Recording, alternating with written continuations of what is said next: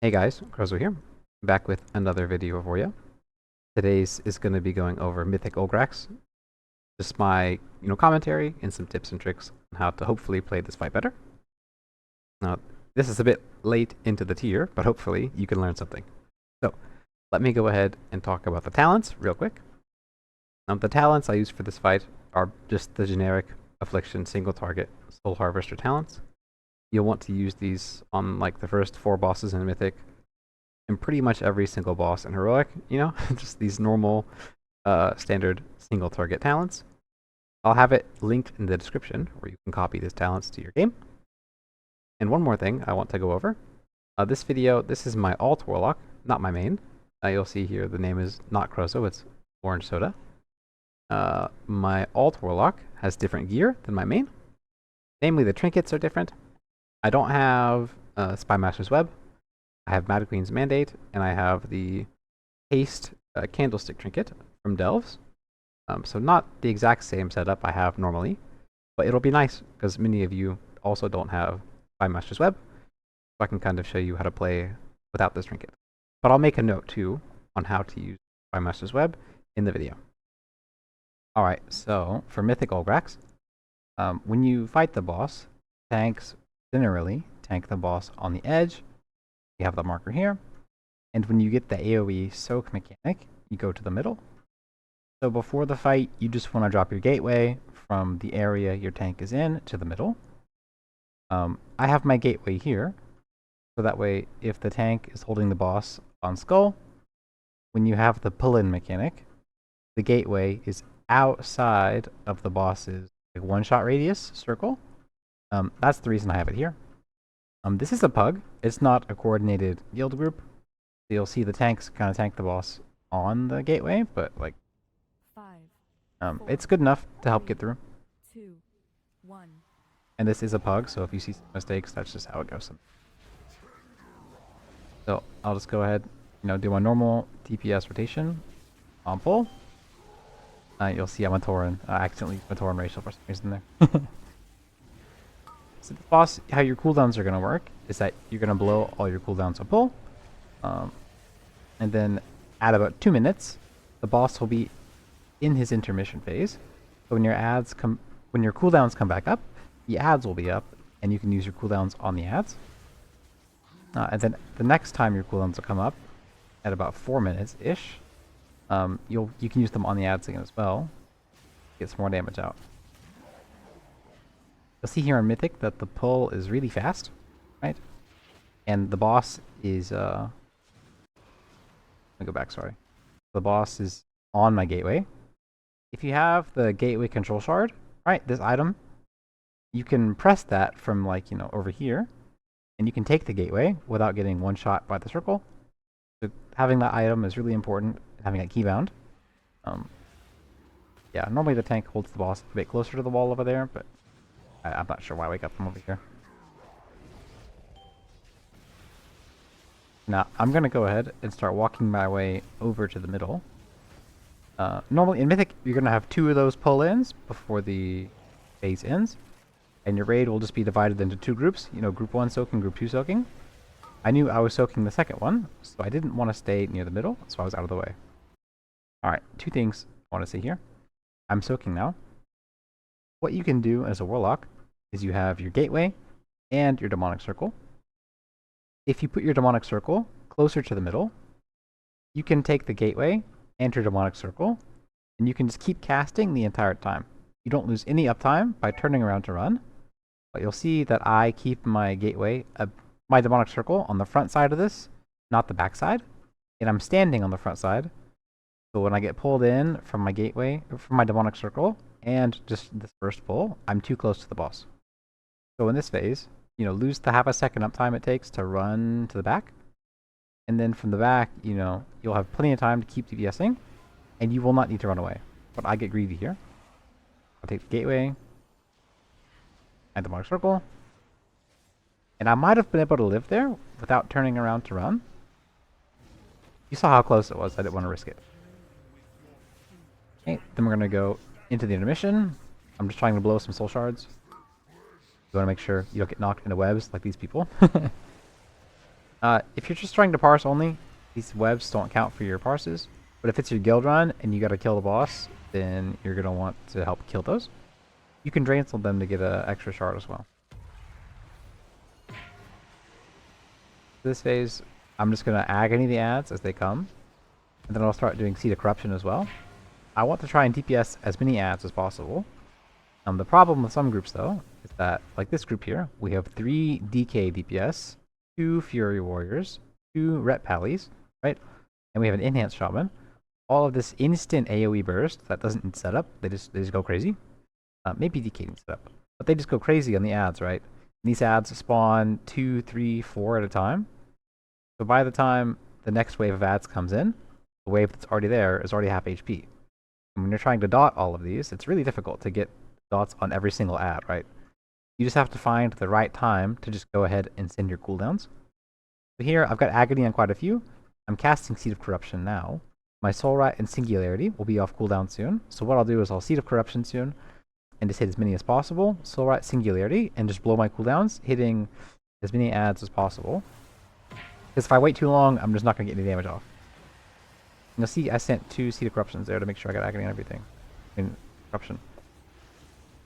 Of course, the ones with my dots died, so like, yeah.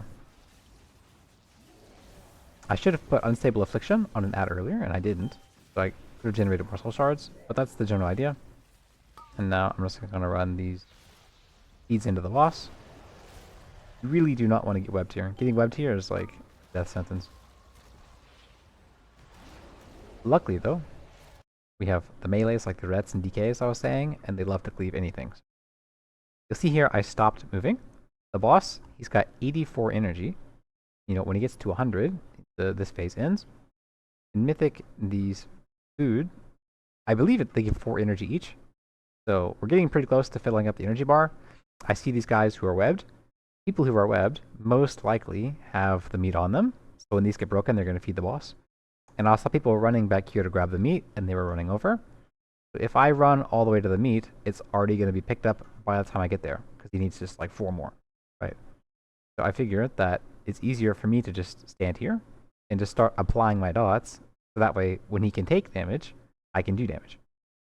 If I run over here to the meat and it's already gone, then I sprint back, I'm just wasting my time. He'll be fed.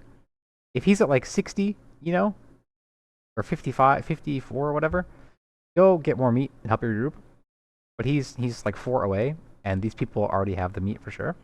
So it's easier in this case for me to go ahead and reapply my dots to the boss, like I said. You don't want to screw your group over too much for the sake of your own damage, but in cases where it doesn't make sense to go the extra step, you know, we'll do it. Here, so I'm going to go ahead and rethrow my gateway.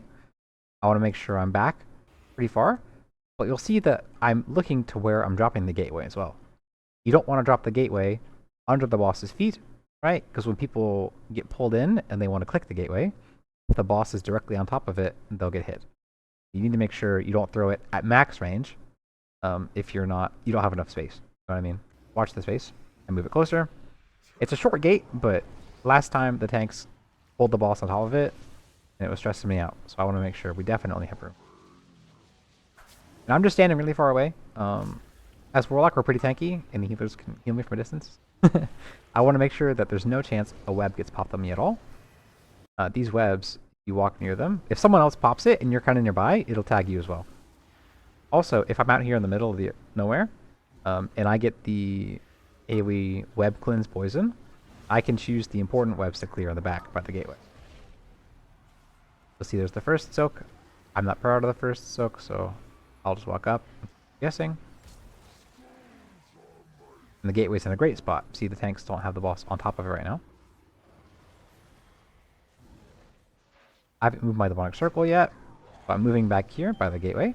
I'll do demonic circle right here. My demonic circle's in a great place. And I'm ready to go.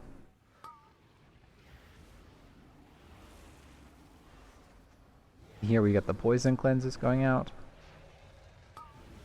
Like that, perfect. Getting ready to stand in the soak. Soak is a bit close, so I'm kind of spam pinging backwards. And this time, I'm farther forward than I was the first time. But my demonic circle, yeah, I turn around to run. I shouldn't have to. put your stuff far enough away and you stand far enough away, you shouldn't have to stop. Okay, so you'll see there that my 2 minutes came up, right? My 2 minutes, 1 minute are off cooldown, but I'm saving them here. I'm holding them till these ads come up. Because if I use them on the boss here, right, my cooldowns came up when he's at 10 energy, right? So it's gonna go down to 0 energy in like less than 10 seconds. If I use my cooldowns here, it's kind of a waste because I hit the boss for 15 seconds, which I guess is the full duration of my cooldowns, but I don't know. It feels more worthwhile to put them on the ads. Even though we have so many melee in this group, the last ads lived quite a while. There is an argument to be made for using your cooldowns on the boss here. But overall, you're still going to get one more set of ads after this regardless, like unless your group's really, really strong. So I think it's better just to do as much damage to the ads as possible. You want to do overall damage. But if your group is going to kill the boss, then just using it on the boss there is better. It just depends on how good your group is.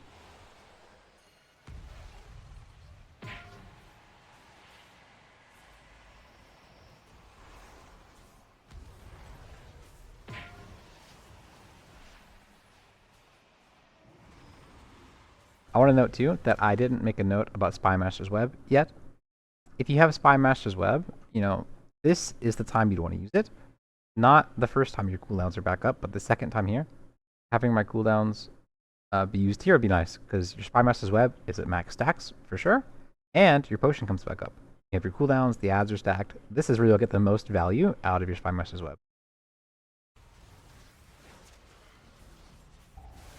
Yeah, pop my damage potion. I'm just trying to do as much damage as possible. I don't get full dots in every ad. Like I said the first time, I'm just trying to get dots on what ads I can. And I'm trying to DPS them down, but I want to make sure I don't get webbed, so I'll lose a second of DPS. And I see there, I was a bit, you know, greedy. I was full casting until all the ads are dead. If you're kind of proccing this boss for the first time, or you're having trouble getting through with it, definitely, you know, lay off the ads if they're like 20% and they're dying. Because if he doesn't get fed fast enough, the thing just ramps up permanently. Like, it ramps up infinitely, and it'll just start killing you. You don't finish that phase. Here, we're in a weird spot, because there's webs everywhere. I'm going to be watching to make sure, like, the gateway's in a good spot. You'll see, though, here, how they're cleansing the webs. They're not getting the ones back here on the gateway, right? So I'm going to have to move this gateway no matter what. Because if we take the gateway, we're getting webbed. So what I do is I come out here. There's a whole landing strip, you know, completely clean area. So I'm coming over here, dropping a new gateway, and I'm going to ping so they know, come here, don't go to star. Since I changed the initial plan, they were supposed to go to star, and we're all spam pinging new plan. Things have changed.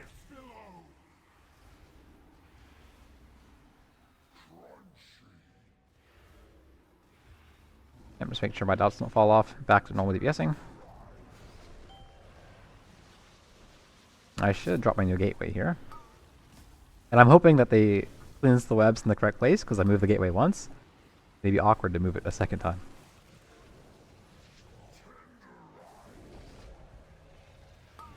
Yeah, perfect. The soak's coming back to where I'm at. I drop my demonic circle. And this time, I'm pretty far back, so I shouldn't have to turn and run. Maybe I do have. Yeah, no, perfectly fine. And this time, we have another set of ads coming up, and he's about to phase right now. My cooldowns are coming up in a second, so like I'll save them for the ads again.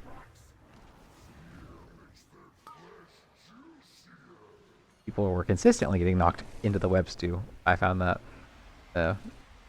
be very scary, because those do a lot of damage. They don't do a lot of damage, sorry, but like you can't like play the game. Not very fun. This is definitely the last time we'll go through this phase though, so one more time. I'm just gonna agony the mobs as they come in. And just when I get a chance to drop Seed of Corruption in my cooldowns on a decent amount of ads, I will do so. Right about here. There's a decent amount stacked up. But I can. The boss is gonna spawn right next to where I'm at though, so I need to make sure I'm not in his little circle. Perfect. Yeah, I'm doing as much as I can here. Cats are living a lot longer this time than previous times, which is nice, because I can do extra damage to them. But it's also kind of bad, because, you know, if we're all focused on these ads, we're not going to kill the boss. And at this point, I definitely should have just kind of stopped taking the ads and taken the meat. Yeah, I stopped there. Nice, now I'm just running, doing the mechanic. I'm going to be the one to fill them up to full. And then we put our dots up, and then we kind of go one last time. And this time he's going to die, so I don't really worry about fixing the gate. If we need it to be moved or whatever, I'll try last second, but it should die before then.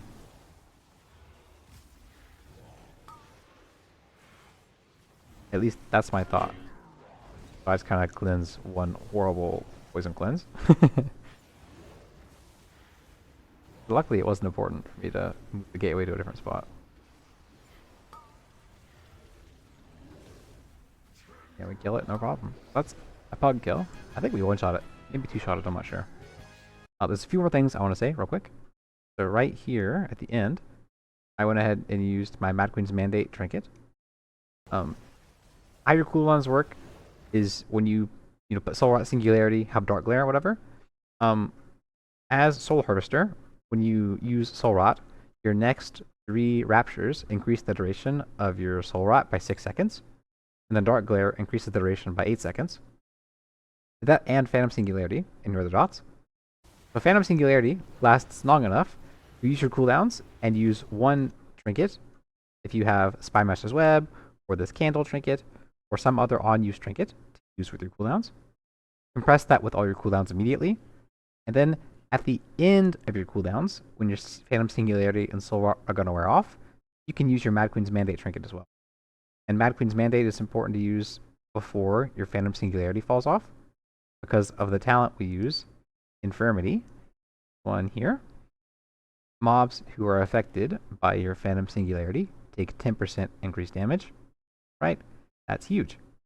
So if my Mad Queen's Mandate was only going to hit for 12 million, well, now it's going to hit for 13.2 million, right? Because it's 10% increased damage. That's important to note. And also, during the intermission phase, how I know where the boss is going to spawn, that he spawns opposite of where the eggs spawn. So you'll see that there's going to be the eggs that spawn at the beginning of this intermission. Or back, sorry.